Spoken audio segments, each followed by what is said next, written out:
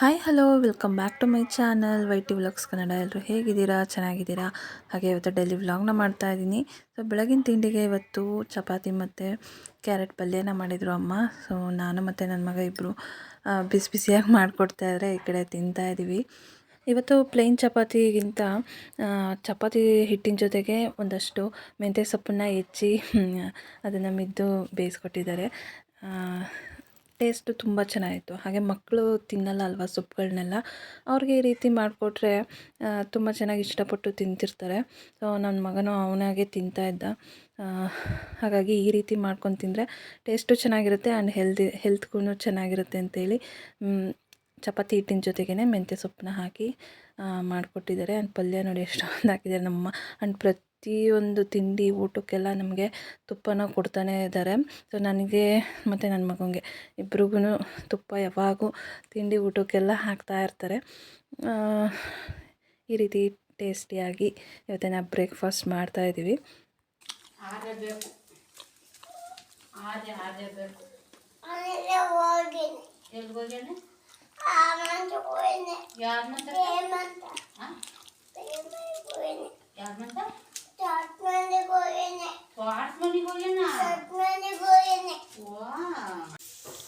ಏನು ಅದೇನು ಹೆಸರು?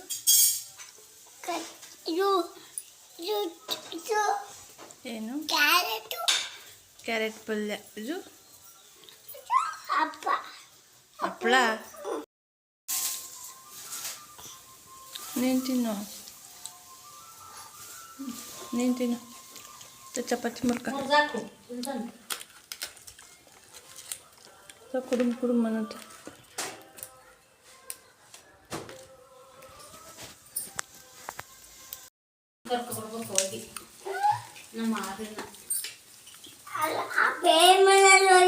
ಬೇರೆ ಮನೆಗೆ ಹೋಗೋಣ.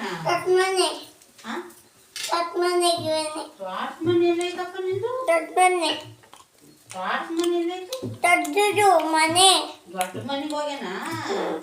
ನೀನು ಸಣ್ಣ ಮನೆಗೆ ಇದೆಯಾ? ಚೆನ್ನಾಯ್ತಾ? ಚೆನ್ನಾಯ್ತಾ?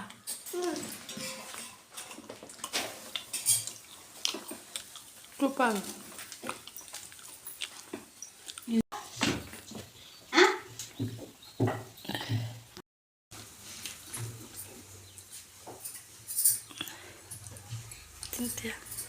ತಿನ್ನ. ನನ್ನ ಮಗನಿಗೆ ಊಟ ಮಾಡೋದನ್ನು ಕಲಿಸೋವಾಗ ಅವನಿಗೆ ಫಸ್ಟು ಒಂದು ಪ್ಲೇಟಿಗೆ ಹಾಕಿ ಕೊಟ್ಬಿಡ್ತೀವಿ ಅವನ ಕೈಲಿ. ಅವನಿಗೆ ಎಷ್ಟಾಗುತ್ತೋ ಅಷ್ಟು ಅವನು ಊಟ ಮಾಡ್ತಾನೆ. ಆ್ಯಂಡ್ ಊಟ ಸ್ವಲ್ಪ ತಿಂದ ತಕ್ಷಣ ಆಟ ಆಡೋದಕ್ಕೆ ಹೋಗ್ಬಿಡೋದು. ಆಟದ ಕಡೆನೇ ಗಮನ ಇರುತ್ತೆ ಊಟದಕ್ಕಿಂತ ಮಕ್ಕಳಿಗೆ. ಹಾಗಾಗಿ ಹೊಟ್ಟೆ ತುಂಬ ಊಟ ಮಾಡಲ್ಲ ಅಂತೇಳಿ ಅವನು ಎಷ್ಟು ತಿನ್ನೋಕ್ಕಾಗುತ್ತೋ ಅಷ್ಟು ಕೊಟ್ಟು, ಇನ್ನು ಮಿಕ್ಕಿದ್ದು ಅವನು ಆಟ ಆಡೋ ಟೈಮಲ್ಲಿ ಅವನ ಹಿಂದೆ ಓಡಾಡ್ಕೊಂಡು ತಿನ್ನಿಸ್ತಾ ಇರ್ತೀನಿ. ಇವ್ರನ್ನ ಒಂದು ಕಡೆ ಕೂರಿಸಿ ಊಟ ಮಾಡಿಸೋದಿದೆಯಲ್ಲ, ಅದಂತೂ ತುಂಬಾ ಕಷ್ಟ. ಈ ರೀತಿ ಅವ್ರ ಹಿಂದೆ ಓಡಾಡಿಕೊಂಡು ಅವ್ರಿಗೆ ಹೊಟ್ಟೆ ತುಂಬ ತಿನ್ನಿಸಿದ್ರೆ ನಮಗೂ ಸಮಾಧಾನ ಮತ್ತು ಅವ್ರಿಗೂ ಕೂಡ ಹೊಟ್ಟೆ ತುಂಬ ಊಟ ಮಾಡಿರ್ತಾರೆ. ಈ ರೀತಿ ಇರುತ್ತೆ ನಮ್ಮ ಡೈಲಿ ರೂಟೀನ್ ನಮ್ಮ ಮಕ್ಕಳ ಜೊತೆ. ಐಸಿಮು ಎಷ್ಟು ರೂಪಾಯಿ? ಐಸಿಮು 3 ರೂಪಾಯ. ಕಡಲೆಕಾಯಿ 8 ರೂಪಾಯ. ಹೋಗು ಮತ್ತೆ. ಹಾಂ,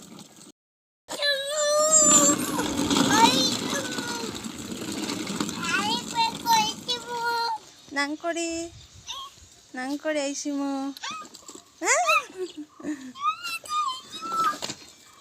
ನಂಗೆ ಕೊಡಿ ಐಸಿಮು.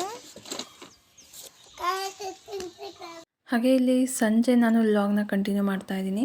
ಸೊ ನಮ್ಮ ಮರದ ಹಲಸಿನ್ಕಾಯಿ ಇದು.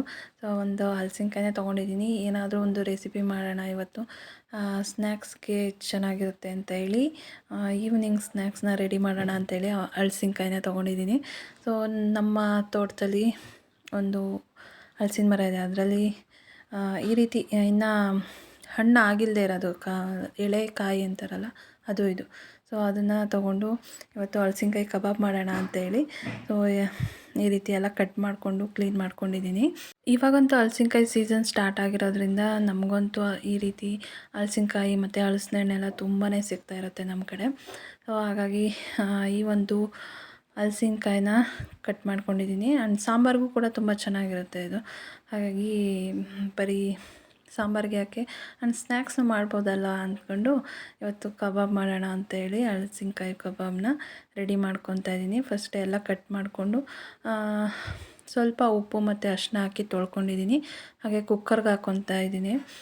ಫಸ್ಟು ಒಂದು ವಿಷಲ್ ಬೇಯಿಸ್ಕೊಳ್ಳೋಣ ಅಂತೇಳಿ ಹಲಸಿನಕಾಯಿ ಮುಳುಗೋಷ್ಟು ನೀರನ್ನ ಹಾಕ್ಕೊಂಡು ಒಂದು ಸ್ವಲ್ಪ ಅದಕ್ಕೆ ರುಚಿಗಾಗುವಷ್ಟು ಉಪ್ಪನ್ನ ಸೇರಿಸ್ಕೊಂಡು ಕೂಗಕ್ಕೆ ಇಟ್ಕೊತಾ ಇದ್ದೀನಿ ಇಲ್ಲಿ.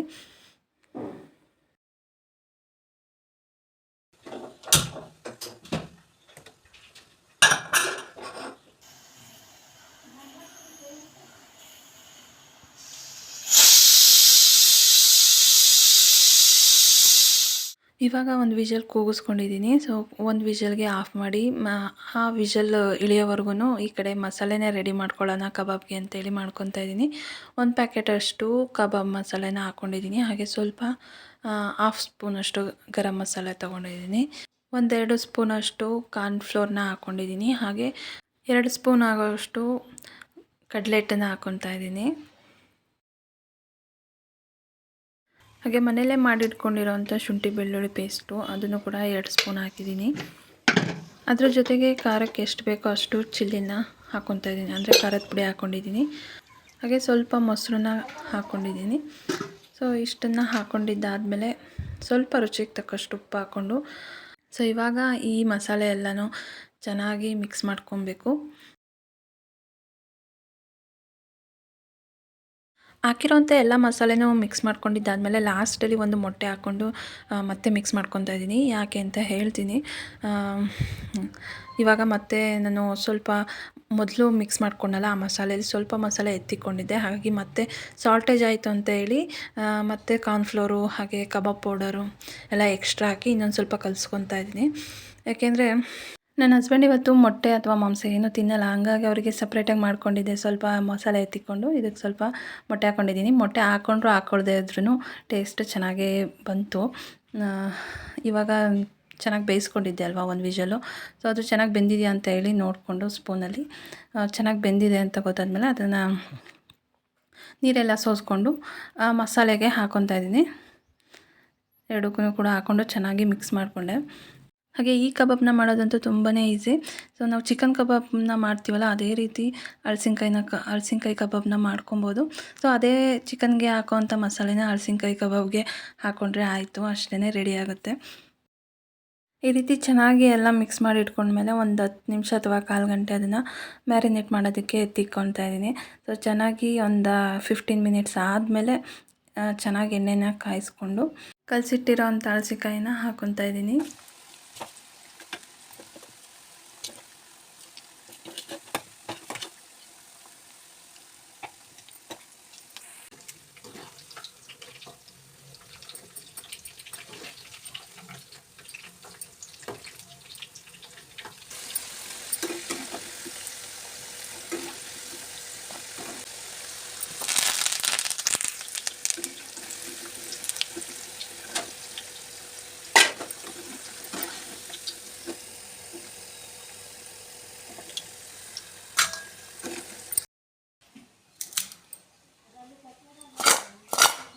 ಈ ಕಬಾಬ್ ಸೌಂಡ್ ಕೇಳಿದ್ರಲ್ಲ, ತುಂಬ ಕ್ರಿಸ್ಪಿಯಾಗಿ ಚೆನ್ನಾಗಿ ಬಂದಿತ್ತು, ಹಾಗೆ ಚೆನ್ನಾಗಿ ಬೆಂದಿತ್ತು ಕೂಡ. ಹಾಗೆ ಎಣ್ಣೆಲಿ ಬೇಯುವಾಗ ಲಾಸ್ಟಲ್ಲಿ ಸ್ವಲ್ಪ ಕರ್ಬೇವಿನ ಸೊಪ್ಪು ಹಾಕಿ ಎಣ್ಣೆಯಿಂದ ಎತ್ಕೊಂಡಿದ್ದೀನಿ. ಸೊ ಇವಾಗ ಟೇಸ್ಟ್ ಮಾಡಲಿಕ್ಕೆ ಒಬ್ಬರನ್ನ ಕರ್ಕೊಂಡಿದ್ದೀನಿ. ಅವ್ರು ಏನು ಹೇಳ್ತಾರೆ ಕೇಳೋಣ.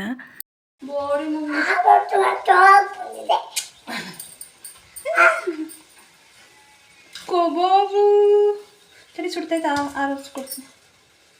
ಏನು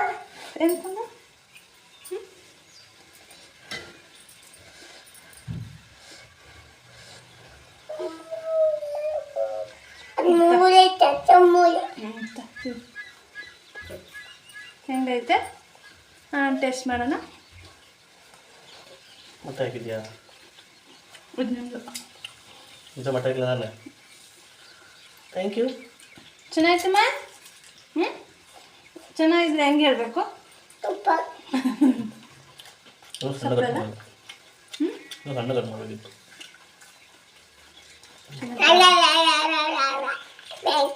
ಇಲ್ಲ ಬಾಯ್ ಸರಿ ಅದು ಐಫೈ ಈಗ ಕೊಡಿಸ್ತೇನೆ ಮಾತ್ರ ಬಾಯ್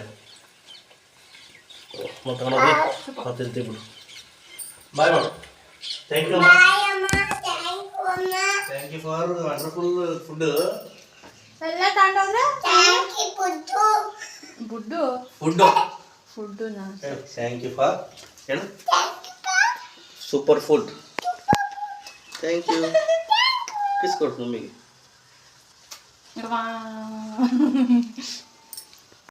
ಈವ್ನಿಂಗ್ ಒಂದೊಳ್ಳೆ ಸ್ನ್ಯಾಕ್ಸ್ ಮಾಡಿದ್ದಾದಮೇಲೆ ಆಚೆ ನೋಡಿದ್ರೆ ನಮ್ಮ ಅಪ್ಪಾಜಿ ಮತ್ತು ನಮ್ಮ ಅಜ್ಜಿ ಅವರೆಲ್ಲ ಕೂತ್ಕೊಂಡು ಅವರೆಕಾಳನ್ನ ಸುಳಿತಾಯಿದ್ರು. ಹಾಗೆ ಅಪ್ಪಾಜಿ ಹಲಸಿಕಾಯಿನ ಕುಯ್ತಾ ಇದ್ದಾರೆ.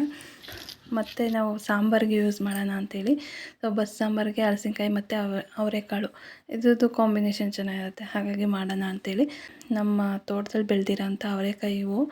ಸೊ ಬೆಳೆದಿರೋದ್ರಿಂದ ಡೈಲಿ ಆಲ್ಮೋಸ್ಟ್ ನಮ್ಮ ಮನೇಲಿ ಅವರೆಕಾಳ್ದು ರೆಸಿಪಿದು ಏನಾದರೂ ಇದ್ದೇ ಇರುತ್ತೆ, ಸಾಂಬಾರು ಅಥವಾ ತಿಂಡಿ.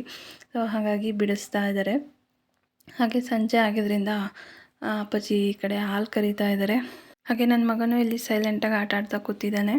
ಸೊ ಇದಿಷ್ಟು ಇವತ್ತಿನ ವ್ಲಾಗ್ನ ಇಷ್ಟೊತ್ತವರೆಗೂ ನೋಡಿದ್ದಕ್ಕೆ ಥ್ಯಾಂಕ್ ಯು ಸೋ ಮಚ್ ಅಂತ ಹೇಳ್ತಾ, ಹಾಗೆ ನನ್ನ ಚಾನಲ್ನ ಸಬ್ಸ್ಕ್ರೈಬ್ ಮಾಡಿಕೊಂಡು ನನ್ನ ವೀಡಿಯೋಸ್ನ ನೋಡಿ ಅಂತ ಹೇಳ್ತಾ, ಹಾಗೆ ವ್ಲಾಗ್ನ ಕೂಡ ಎಂಡ್ ಮಾಡ್ತಾ ಇದ್ದೀನಿ. ಟೇಕ್ ಕೇರ್, ಬಾಯ್.